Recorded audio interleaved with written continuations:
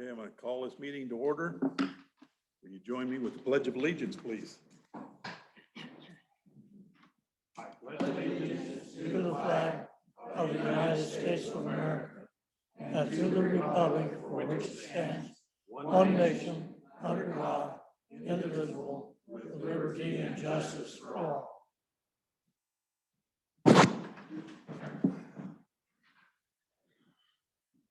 We get a roll call. Absolutely. Councilman Rao? Present. Here. Mayor Rao? Here. Councilman LaBerry? Present. Councilman Fitzsimons is absent today. He going to be here, do you know? He said if he had time, he could get on Zoom, but he's at a basketball tournament, so he might miss out. But we have a quorum, so we are good to go. Okay, are we in compliance with the open meeting law? We are in compliance. Okay. Public comment. Do we have any public comment related to the items of the agenda below? In consideration to others who may also wish to provide public comment, please avoid repetition and limit your comments to no more than 3 minutes. Do we have any public comment? Yes, sir.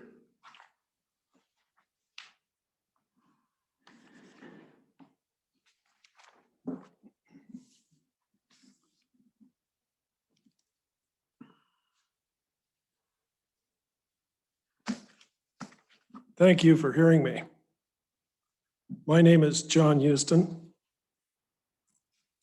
And there's only one item on this agenda, and so that's what I'd like to address. The land that's being considered for sale tonight belonged to the United States government, was administered by the Bureau of Land Management, and sold by them to the city of Caliente.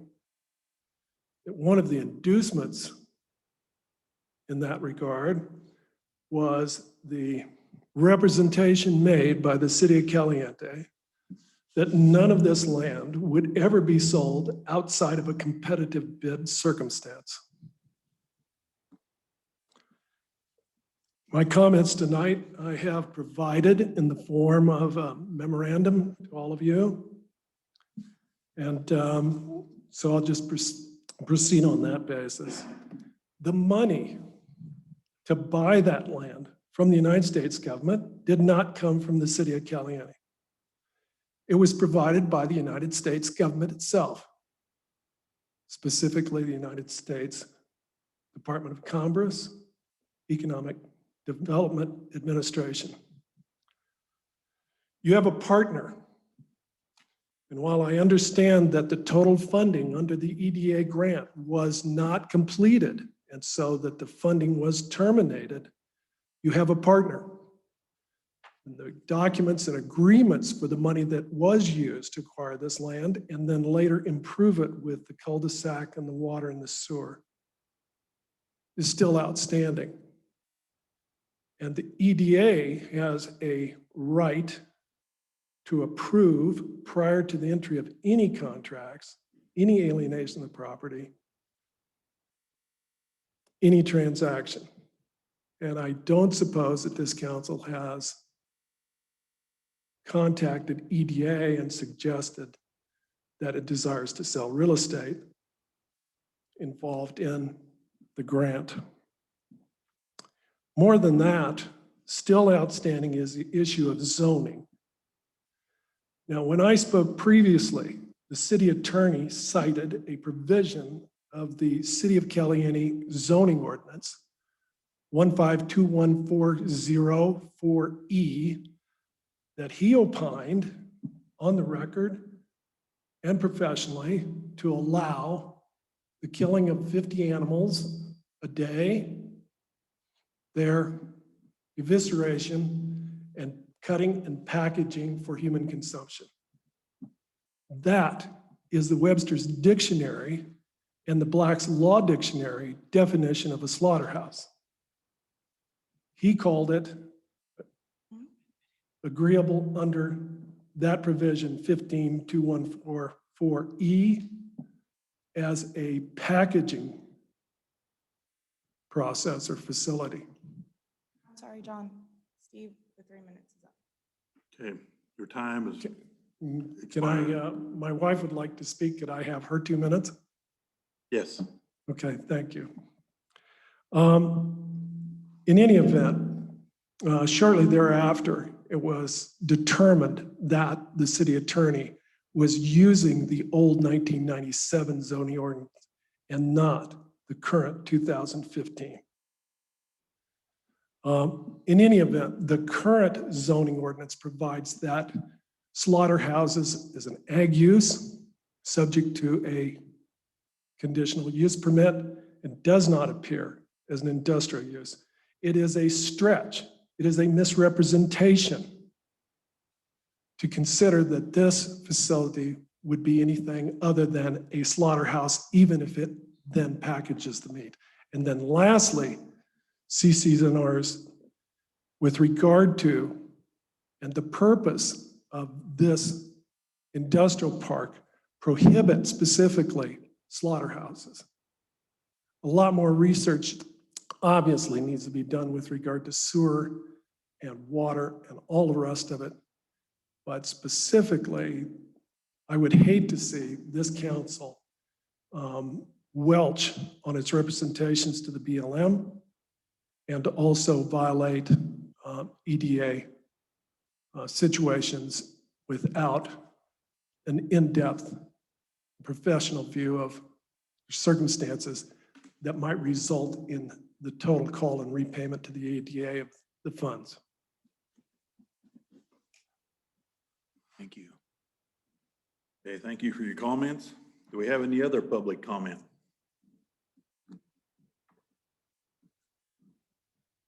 We have anybody online? Not anybody asking. There's no comments or chats. So. Okay, Did you have Hi. a comment?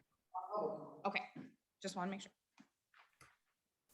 okay, we'll move on. Items for discussion, possible action of the city council, approve or deny Jim Bourne's Battleborn Butcher Block LLC's request for purchase of APN numbers 013-140-13 and 013-110-414.3673 acres. So I think you're reading from an older agenda. The assessor parcel numbers shouldn't be on your agendas.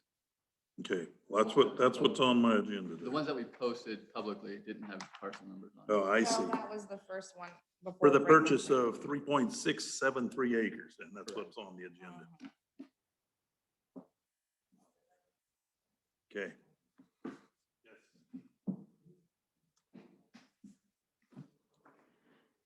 Good evening. If possible, I did provide some information in regards to the letter. I have not seen the letter that is referenced in this memorandum, and has it been submitted to the city and the city council? If the council wants to discuss, I can discuss those matters either before or after Mr. Bourne brings up his land contract, if you'd like. The question I have is the land patent from the BLM to the city has no conditions, no recorded conditions, no conditions of the sale, regardless if the initial letter between the city of Caliente and the BLM had spelled out certain letters of intent. Obviously, the final negotiation and the final determination between the BLM and Caliente did not contain any competitive bid or right not to sell, and I've provided a copy of that as well. As far as the EDA goes, that whole agreement was terminated per the request of the EDA, I believe, from the letter that's written. So any conditions on the transfer of that sale have been terminated. I've included the letter signed by everyone, including the government, that shows that that EDA has no bearing or whatsoever on the sale of this land. So those two things don't apply. It does say in here that as well that we that I stated that we are not a slaughterhouse. And yet it still says I stated we're a slaughterhouse all in the same sentence. We're obviously a harvest and processing facility. The USDA does not refer to things as slaughterhouses. The USDA, who oversees the harvesting of animals, calls it a harvest facility, and that's what we've all along represented this to be. Little concerned about the use of terms like fraud, things to that effect. So I wanted to make sure that it's clearly on the record that we are a harvest and rendering facility or an abattoir, depending on how you want to look at it. Slaughterhouse is a very outdated term, and at no point have I ever represented that this was not a harvest and rendering facility. That being said, there's the only other outstanding issue, the reference from this memorandum are CC&Rs, which I have a copy of as well. CC&Rs are not a government entity document. They're made by developers or owners of I'm property. sorry, Mr. Board, I'm going to pause you right there. Apparently, we did have someone who wanted to make public comment. And wasn't able to be heard. He And what- just messaged me. So I'm gonna go ahead and. So can we turn it pause you on. for a minute and do public comment real quick, Okay. especially if it's going to be about this issue? Yes. Okay, thank you. I apologize. Hi, thank you very much. My name is Maureen McDonald. I'm sorry? Oh, I just apologize for not hearing you when you tried to get on earlier. Oh, it's Zoom, right? So thanks for letting me be heard. I just have a comment. I'm a newer resident to the city of Caliente. I'll tell you that I do work for the BLM, but I'm only speaking on behalf of myself as a resident. And I just heard about this project yesterday. It's very distressing to hear about it as a new resident. I love that the town is based on tourism and we have 50 some miles of trails for hiking and people pack the city on the weekends for recreation. And I think that will all go away if this project goes forward. Not only that, I had the intention of buying property in Caliente. And if this project goes forward, I have no incentive, not only to buy anything in Caliente, but to build or stay, because I do not want to be by a business like that so close to town. And I don't think anyone else, if they know about it, would feel the same way. Thank you so much for letting me speak. Thank you. Okay.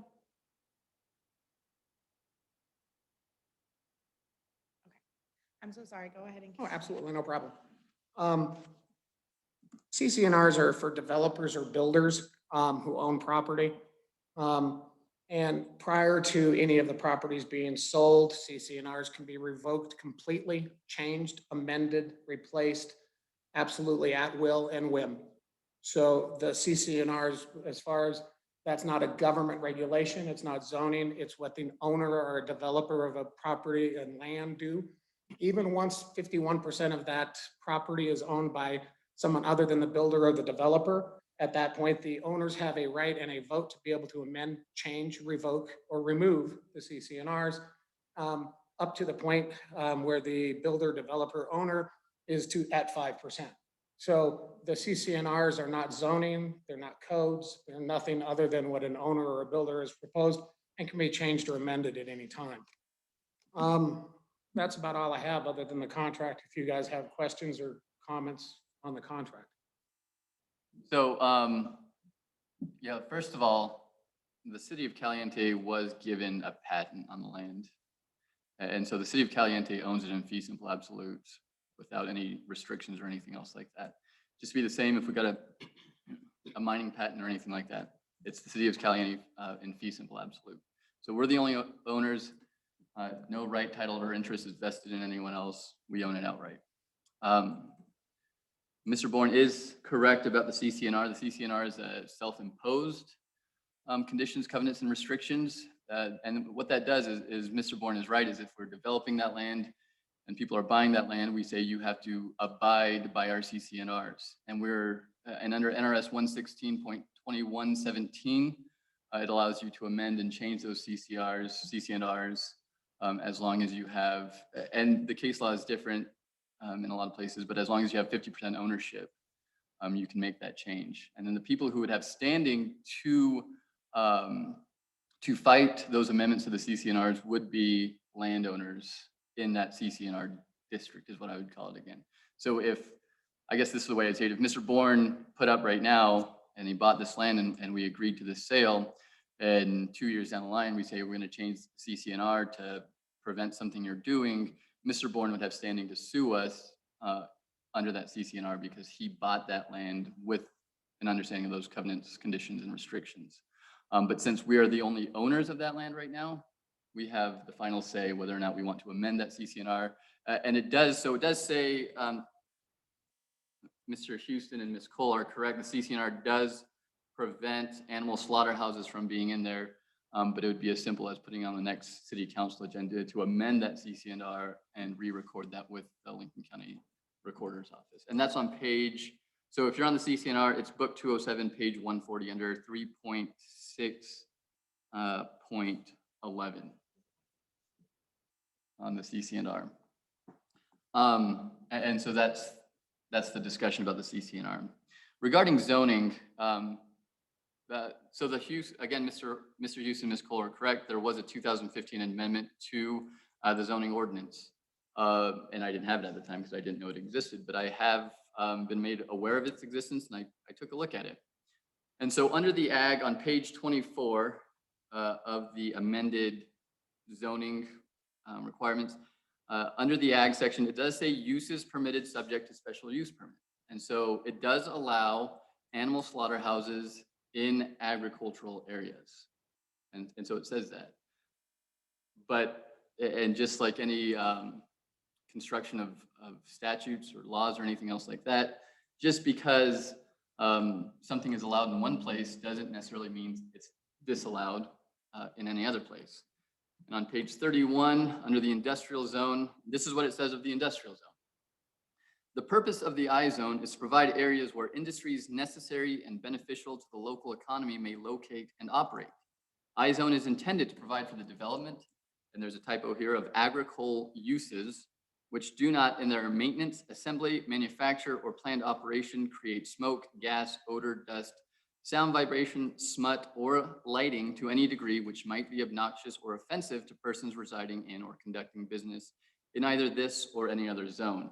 And so what the city of Caliente has done in their 2015 amendment zoning is made the definition of what belongs in an industrial zone very broad, okay? So the question is, I know that there's been discussions and Mr. Houston and Ms. Cole have objections regarding possible smells and things coming from the meat packaging facility. And if that's true, that might violate an I zone. If this council finds that to be true, that the meat packaging facility will create an obnoxious odor that would interfere with businesses in Caliente. Okay, but the I zone in our definition is very broad. So as I was taking a look at that, and he'd still need the special use permit, it's required like any other business in the city of Caliente. So since ours was very broad, I started taking a look at other meat packaging facilities in other areas and to see where they are zoned. And Mr. Houston and Ms. Cole are correct. There are many areas where meat packaging facilities are zoned for agricultural use. But there are also many, many cities and many municipalities where meat packaging facilities are also either in light industrial or general industrial zoned areas as well. And so just to say that they only belong in agricultural or they only belong in industrial is incorrect. There are different municipalities, different governments who either put them in industrial or agricultural. And so I think my feeling again is that the industrial zone under the 2015 amendment that was brought to my attention is broad enough to allow a meat packaging facility in our industrial park, in our I zone. If this council decides that the meat packaging facility will create obnoxious odor that will prevent businesses or that will interfere with businesses in the city of Caliente, then you should, I guess, vote your conscience and do what you feel is right at that point, whether or not it violates our I zone. Yeah, and I believe those were the three matters that were brought up by Mr. Houston, Ms. Cole, regarding the CCNR, the zoning, and the land patent is what I'd call it. So if you have any questions about that, I'm happy to answer those questions.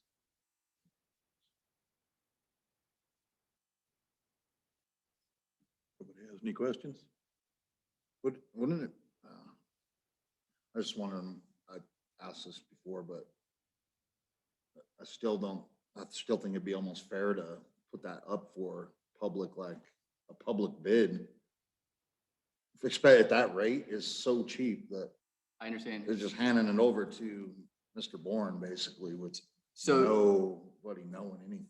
under NRS 268, which is the disposition of government lands, I guess is what I'd say, there usually is a competitive bid requirement. And a lot of times the competitive bid requirements require 2 appraisals and then to have a bid process. There's a specific statute we mentioned in the last meeting. It's, I'll pull it up real quick, that directly discusses 268.048, that discusses industrial parks within cities who are in counties with less than 15,000 population. And it allows you to bypass the competitive bidding process. Regarding the price, and Councilman LaVerriere, I agree. I mean, $23,000 for 3.673 acres doesn't seem like a lot of money. I've talked to the county and they're doing a very similar thing with their industrial park down in Alamo. And they're actually selling it for a little bit less. And when I say a little bit, quite a bit less as well. But if you look at the document provided before regarding the purpose of the industrial park, and I don't have it pulled up right now, but it specifically says in there that the point of the industrial park is not to make a profit off of anyone. It's not to make money. It's to invite businesses to come because the belief was that the tax base, the employment, would be more of a benefit to the city of Caliente than the money we would make off the land.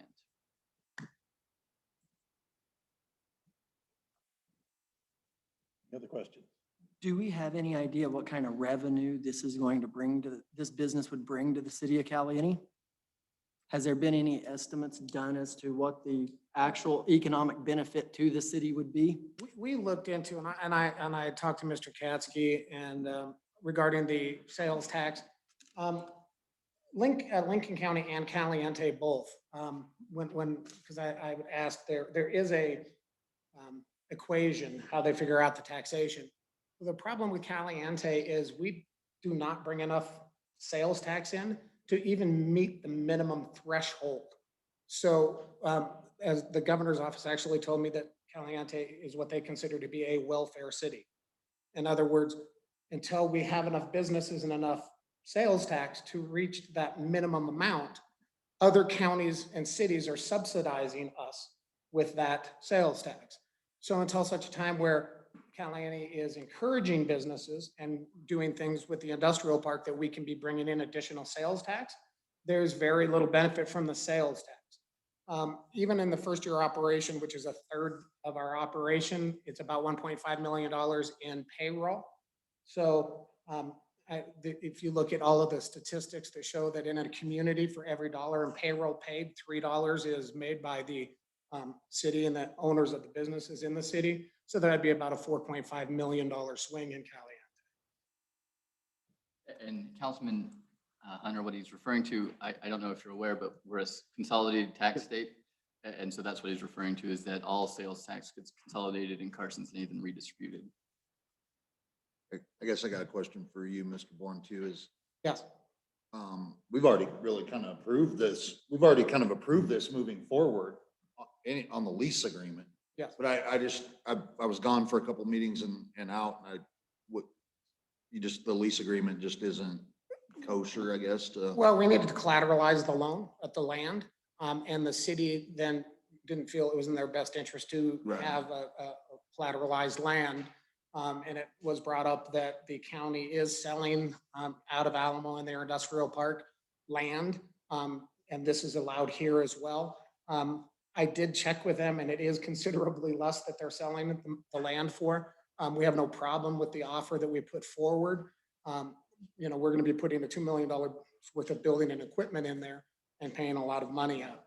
So besides that, one other thing to answer the question here is that I believe right now it's 5 cents per kilowatt hour that Caliente gets above county power.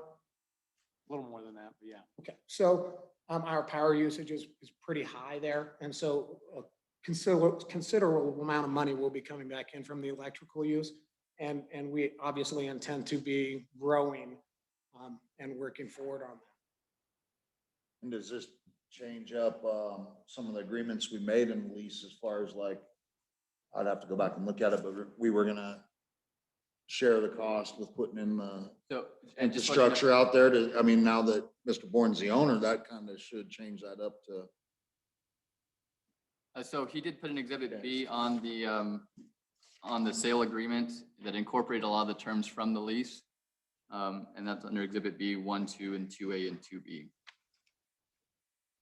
My opinion on. Power being brought in, three-phase power being brought in, and us paying for 50% of that is going to be able to use, bring power into all of your facility. And industrial, with us paying 50%, it will actually incentivize and help bring other businesses in.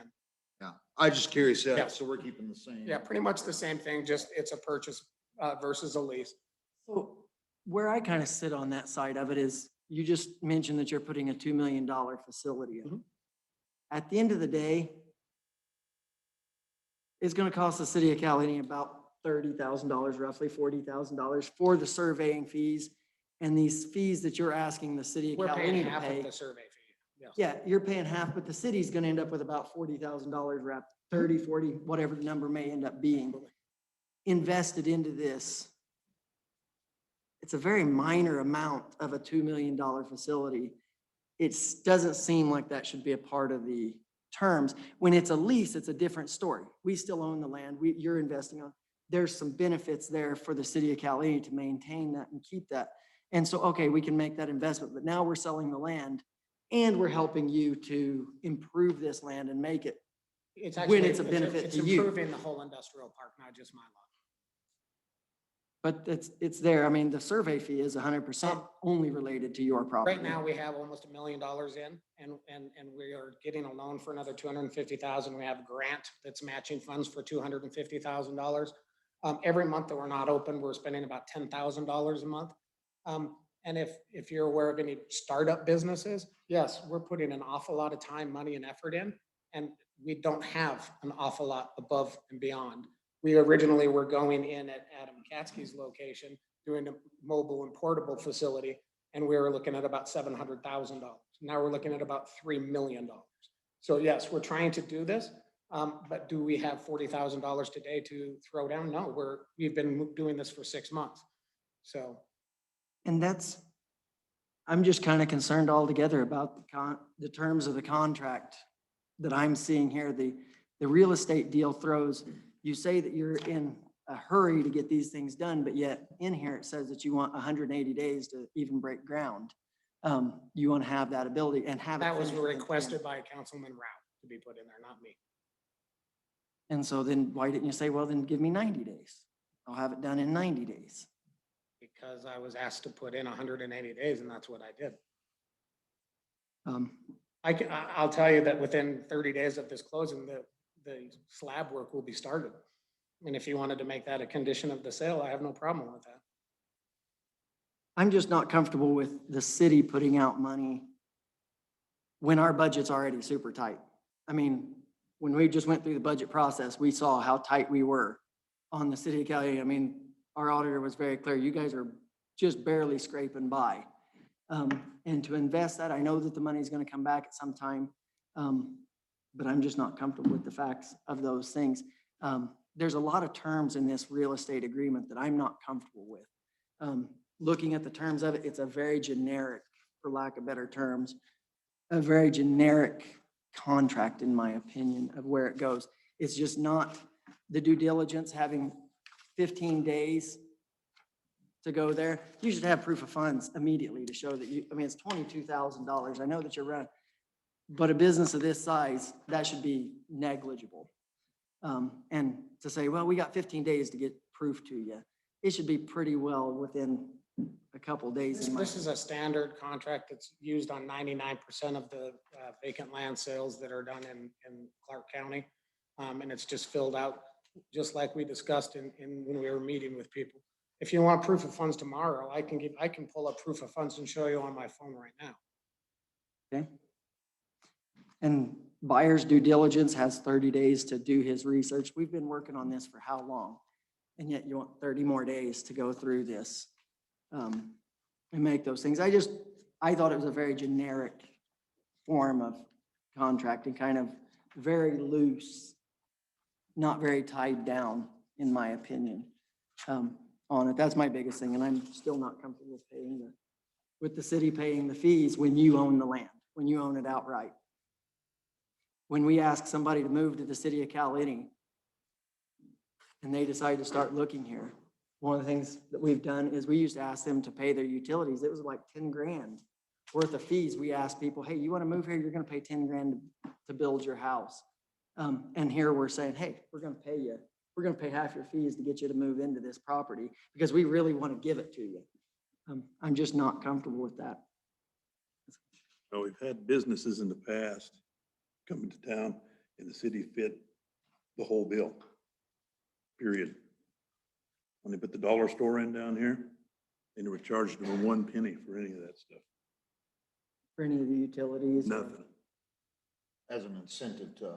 to put the store in And here. I do concur with like, it is starting up the industrial park and getting it off the ground. So, I mean, I just was kind of curious if, and I agree with Mr. Hunter on it too. It's kind of a double-edged sword, I guess, but Yeah, it is and the that's way where to get I'm- it going, you know, and kick it off.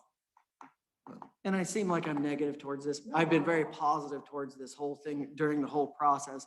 And I'm just kind of trying to process it. And I've had a short notice. I mean, I didn't get this paperwork until about 4:30, 4:45 today. I didn't get any of this paperwork to see any of it. And so we're being asked to make a pretty big decision with very little. None of this was in our hands until we walked in basically to this meeting today. And just so you know, Councilman Hunter, I got it Sunday before last, and I emailed it to the negotiating team. And I understand that you probably didn't get the packet till earlier this afternoon, but it was provided to the negotiating team about a week and a half ago at this point. So And I do believe the other documentation, I just got when he brought in, but the land lease agreement was sent out with the, agenda, I do believe. Did you guys all get it when the agenda went out? Oh, I'm so sorry, the purchase agreement. Yes, thank you. And then I got one other question. I think I maybe asked this earlier offline, but if we sell this to Mr. Bourne and then Joe's tire shop wants to move out there, how much control does Mr. Bourne now have over the industrial park where he's an owner of a piece of land in there? I mean, as long as we're abiding by our zoning regulations, we all have private property rights. So other than 3.673 acres that he would own, the rest, the other 72 acres still belongs to us. And I mean, he would just have any right that any other landowner would have if there was a nuisance or anything else. I would have a vote on it, but it's commensurate by the CCNRs based on the total acreage divided by acreage of ownership. And I believe it's 105 acres, so they're about. 75. Oh, you're right, it's 105. I think there's two. So I would have 3% of the vote. So you would have 97, I would not have any say.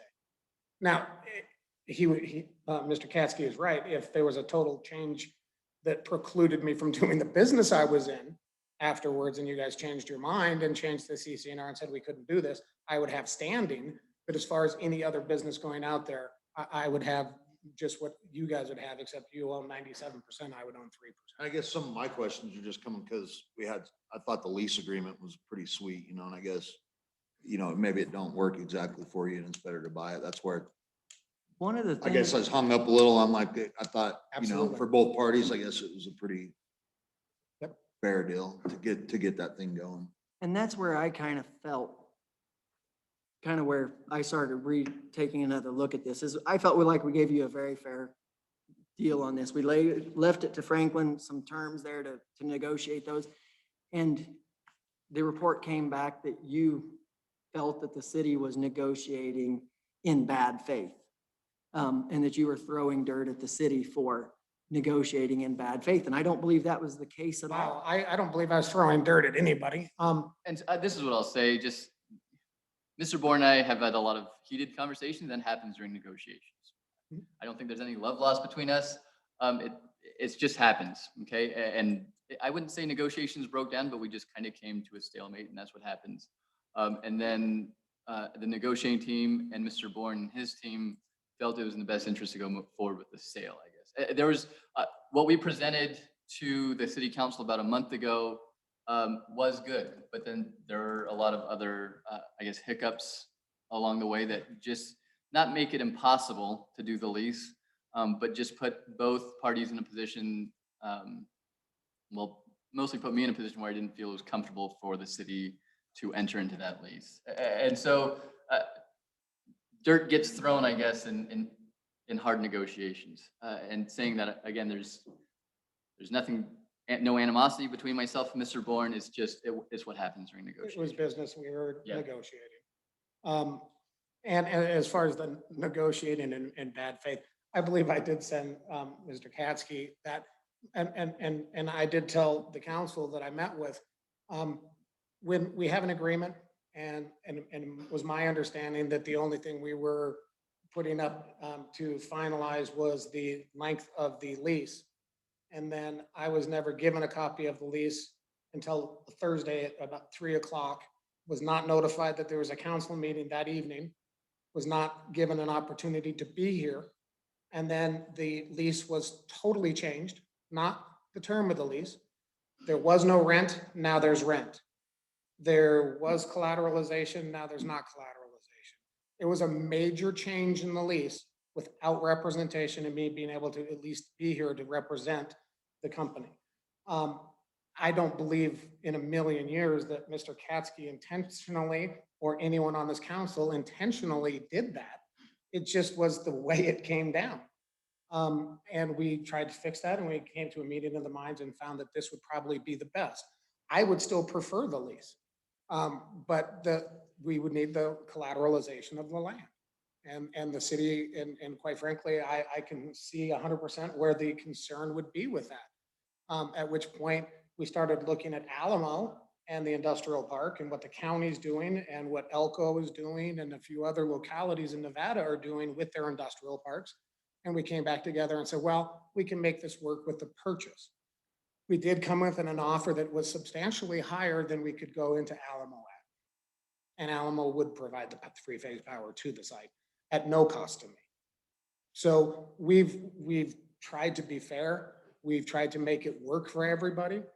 And I believe that we found a really good win-win for the county, for the city, and for us as well. Well, I haven't said anything yet, but I guess it's about my turn. I got a copy of this, 8 or 10 days ago. Whenever you got your first copy, I got a copy of this. I read through it, not being an attorney or a real estate person, I didn't understand a lot of it. I immediately got a hold of the director of our Lincoln County Regional Development, Jeff Fontaine, and I emailed him a copy. And he started going over it, and he's done a lot of work on this. And by the way, I would like to make a special thing, public announcement, that we sure appreciate Linda's work on this and all the research she's done on this for the Houstons and for the council and for Jeff. And would you please personally thank her? I would. Okay. Anyway, I've been talking with our city attorney, and I've talked with Jeff Fontaine several times, and everything seems to be a go, that there shouldn't be anything wrong with this stuff. I've talked with the BLM out here, the lady that's in charge, Shirley. She happens to be here today. She said there might be a couple of little kinks, but it's nothing that can't be corrected. And anyway, we didn't like the lease that was first put out after we got to checking over, because we didn't want the city to be responsible for any loans that he would have that might not be good. And that's what would happen if we put that land up for collateral. So that's why we decided to sell instead of purchase it. That way we get sales tax from it. We'll get, or not sales tax, we'll get property tax on it, and the building and everything on that. So that's where I am right now. Yes, I just got one last question. If, say you want to sell that, what did we have? Is there something in here on that? Like say Mr. Bourne wants to sell it in 2 weeks for, 1.5 million. yeah, I was about to say $1 million. I mean, that's the risk you're taking. It's his property His at the property, do time. what he wants with it, and And there's no and way there's to put nothing a you can put in there self-imposed. like on the contract or we could stipulation. put a right of first refusal, but it would, usually those rights of first refusal say that we would have to purchase at the price that he's already contracted to sell it at, right? We could do an addendum to it, that you have a first right of refusal to purchase it back for the price paid for a period of 2 years. But it's just like any other real property transaction is it's a total split, no longer belongs to the city of Caliente. We have no rights to it is usually how these things would go down. But And I've talked, sorry, go ahead.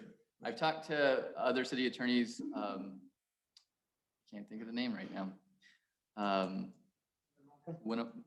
No, kind of out west a little bit more. Anyway, and I talked to them about their industrial park, and they do the same thing as they sell. And that's just kind of, because I talked to him about the leases as well, and he just said that the leases never work out for kind of the same reasons that that we have talked about tonight, and the leases just never worked out. So they sell their land, and we just have to, as a city, we just have to make sure we keep an eye on it. And so anyone else who decides or desires to go out there, if he sells the land to a chemical company that's going to emit obnoxious odors, at that time, we can still refuse a conditional use permit for them to run a chemical plant. So the power is, we still have the power in our zoning laws to prevent certain businesses from going out. And it still remains industrial park. Correct. Yeah, there's no way changing that or. Right.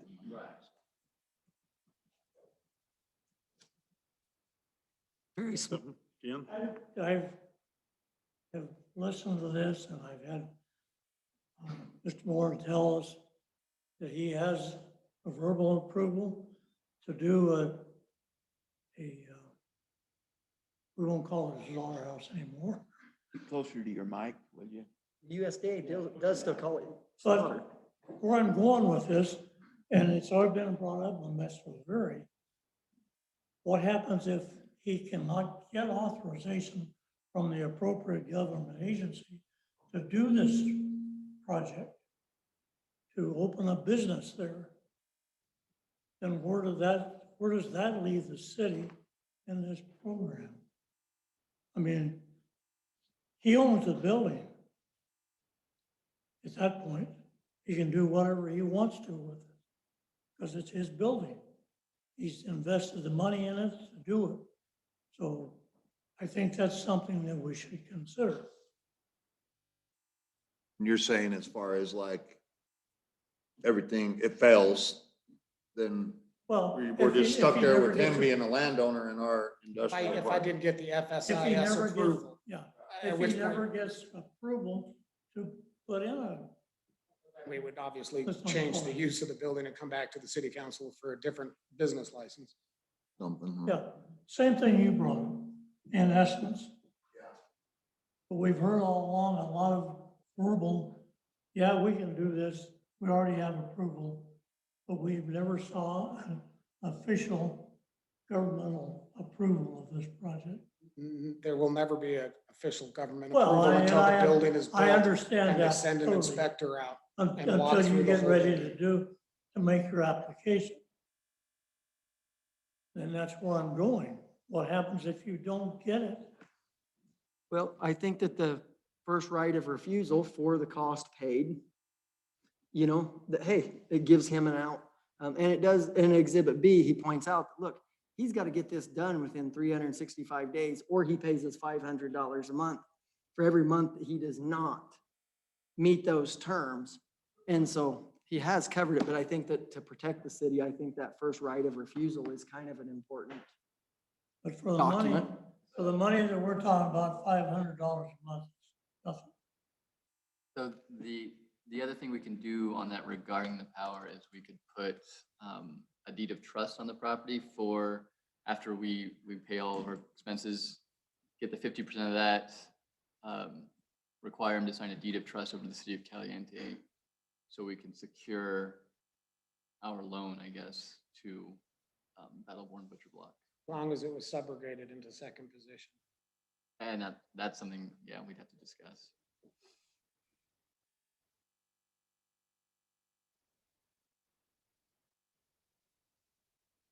I'm still Could not, see ready. that end up being a real high dollar piece of real estate, you know? But I get it. I mean, we got to do something to get the park going too, and I get that point. It just seems.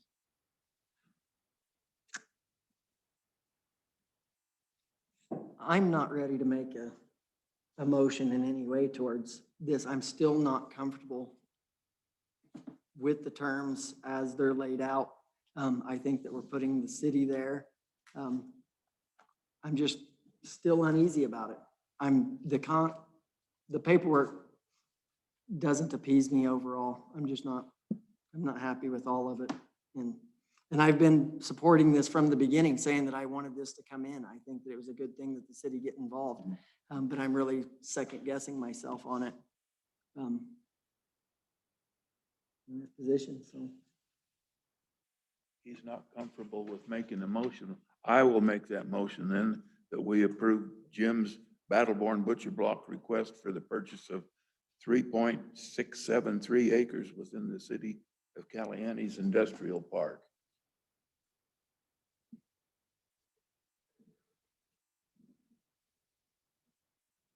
With the addition of a right of refusal, or? Right. They'll put that in there.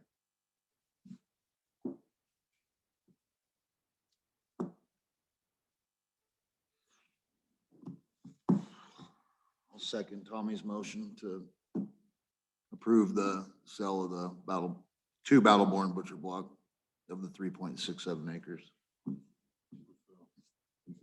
With the first right of refusal. Okay, it's been moved and seconded that we approve this sale to Battleborn Butcher Block with what first right of refusal put in there. All those in favor? Aye. Did we have discussion in between there? Yeah, sorry.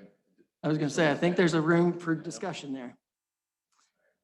One of the things that I'm gonna make a statement on is I don't believe that we have seen any proof of any kind. Nothing's been presented to prove that this is a viable business option, that there is anything to guarantee that this is actually a go on these kind of things. I don't think Mr. Bourne, I've never seen an actual real business plan of how this is getting funded, what he's going to do. He's talked a few times about he's going to slaughter some animals. And by the way, it does state in the USDA does not, I can't find anything. I typed it into Bing while I've been sitting here. Harvest and rendering facility does not come up as I actually have it on my phone. I can. The USDA refers to it as listed slaughter and rendering houses. And so I just typed it into Bing, hit it there. But I haven't seen, like we pay for Family Dollar because we know that Family Dollar is a business that is a multi-million-dollar corporation. And they say, hey, we want to come here. We want to guarantee that we're going to do business. And you know that they're going to follow through on their promise. That's where I'm kind of unsure on this, is you said. The city has been given a business plan. The University of Reno, Nevada also has a feasibility study that's available online. Both of them, the University of Reno's feasibility study shows that right now that they are highly encouraging and it's highly profitable to go to smaller regional harvesting facilities. And if you go to ams.usda.gov, under animal handling and welfare. It's called All Animal Harvest Facilities. And it talks about abattoirs and harvesting facilities. So the actual USDA site, the FSIS, that is the one that licenses harvesting facilities. Yeah, the APHIS, So that's where I found the slaughter and rendering houses. That's where it comes up as the aphis.usda.gov. Listed it as that, and so that was just interesting to me. Minor detail on that. but they had, a business plan was given. Okay. And as you could see by, I believe, the JBS hack that raised beef prices by 50%, these massive places that are doing 1,000 to 5,000 animals a day and killing them. When one of those gets hacked or gets shut down, what happens to the availability of food, food supply? So besides the money to the community, you have one of those happen again and you have a meat harvesting and packaging facility here, our meat's not going to be unavailable and it's not going to be twice the cost. So you're looking to sell locally and provide. We are selling locally at our grocery store, at Panaca Market. We've already spoken to Silver Cafe and a number of other people. So yes, we will be. This is a community-based company. Vote. We're waiting to this get over with, this discussion. I think I'm done with my discussion on it. I think I'm there. So what was, you gonna take the vote? We had a motion, a second, and all those in favor. Aye. Aye. Motion carries. Thank you very much. I appreciate it. Mr. Katsky, do you want to get together with me? Do you want me to just email you an amendment or do you want to Yeah, draw just that? email me some language on, and just add that. a good- First right of refusal? Yeah, and then I'll just look at it. Absolutely. Okay. Thank you. Do we have any public comment? We will have one. I'm gonna go ahead and unmute her. She's already asked ahead of, oh, go ahead if you want to finish. We do need to get back onto the agenda for a special use permit for the.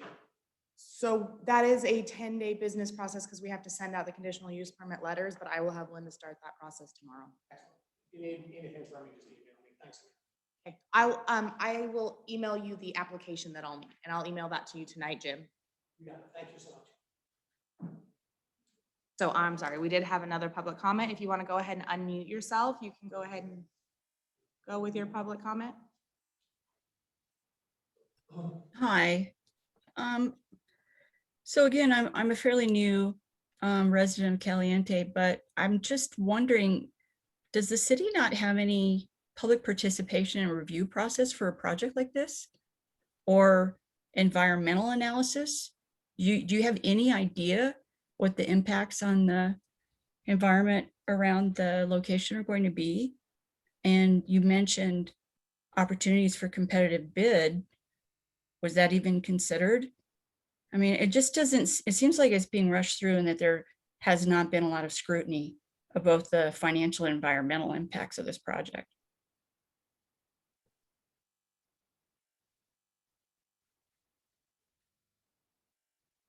I'm sorry, I will state that they cannot answer your public comment. And that's Oh. why they're speaking. I'm so Yeah, sorry. this is just a Oh. comment section.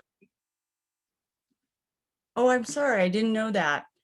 Okay, well, I guess I'll have to do some research on my own, but myself, like most of the community, are going to hear about this after the fact. And I think that there's going to be some disappointed folks. Thank you. Any other public comment? If not, we'll move on. Scheduled date for review or agenda topics for our next meeting. So our next meeting is gonna be the 8th. And right now we have a business license on there. We have a couple of room tax agenda items. We'll have a room tax meeting earlier that day for them, and then we'll have that on there. And then we'll have a conditional use permit. So, so far, that's all I have, but of course, if there's anything else, just let me know and I'll get it on there. Anybody needs to be put on the agenda for our next meeting? Okay. Then I adjourn this meeting. What's wrong with the pool?